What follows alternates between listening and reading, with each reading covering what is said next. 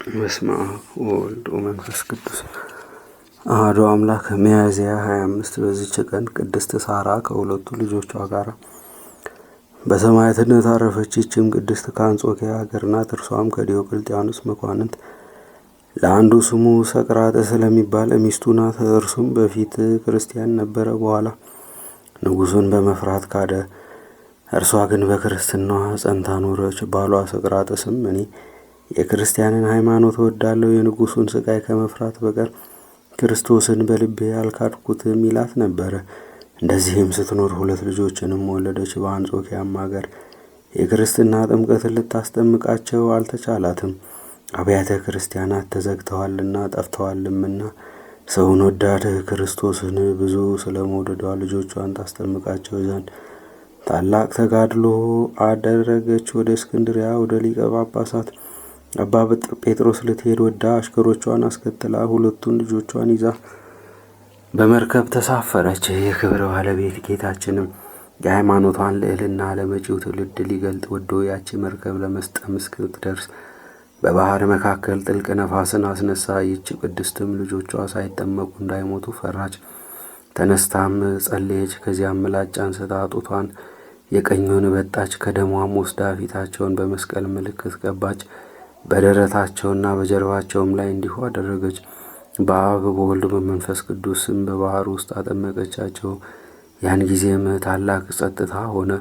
ወደ እስክንድሪያ አገርም በደረሰች ጊዜ ከአገር ልጆች ጋር ያጠምቃቸው ዘንድ ወደ ሊቀ ጳጳሳት አባ ጴጥሮስ ልጆቿን አቀረበች። በዚያን ጊዜም ከሀገር ልጆች አጠመቀ። ወደ ልጆቿም ደርሶ ሊያጠምቃቸው ወሰዳቸው። ያን ጊዜ ውሃው ረጋ። እነርሱን ትቶ ከአገር ልጆች አጠመቀ። ውሃውም ተፈቶ ወረደ። ደግሞ ሊያጠምቃቸው ወደ ልጆቿ ተመለሰ። አሁንም እንደ ቀድሞ ውሃው ረጋ። እንዲሁም 3 ጊዜ አደረገ። ውሃውም ይረጋል አደነቀ። እናታቸውንም አቅርቦ ጠየቃት። እርሷም ፈርታ ተንቀጠቀጠች። ከእርሷም የሆነውን በባህር መካከል አውሎ ነፋስ እንደተነሳባት ጡቷን በጥታ ደሟን እንደቀባቻቸውና በባህር ውስጥ እንዳጠመቀቻቸው ነገረችው። ስላደረገችውም ድፍረት በፊቱ ሰግዳ ይቅር ይላት ዘንድ ለመነችው። አባ ጴጥሮስም ሴትዮ አትፍሪ፣ ሃይማኖትሽ ፍጹም ነው። አንቺ በባህር ውስጥ ባጠመቅሻቸው ጊዜ በመለኮታዊት እጁ ያጠመቃቸው ባለቤቱ ጌታችን ኢየሱስ ክርስቶስ ነውና አይዞሽ አላት። ማጥመቁንም በፈጸመ ጊዜ ሥጋውን ደሙን አቀበላቸው። ይህችም ቅድስት ወደ አንጾኪያ ቤቷ ተመለሰች።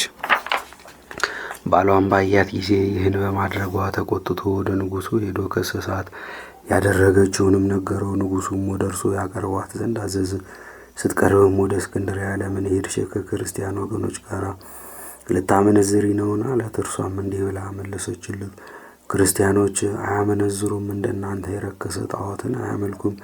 ከእንግዲህ ደግሞ ከእኔ ቃልን አትሰማም፣ የወደድከውን አድርግ።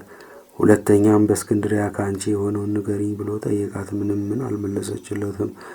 ንጉሥ ዲዮቅልጥያኖስም እጆቿን የኋሊት አስረው ሁለቱን ልጆቿን በሆዷ ላይ አድርገው 3ቱንም በእሳት ያቃጥሏቸው ዘንድ አዘዘ። ፊቷንም ወደ ምስራቅ መልሳ ወደ ክብር ባለቤት ጌታችን ጸለየች። ከዚያም ከልጆቿ ጋር አቃጠሏት።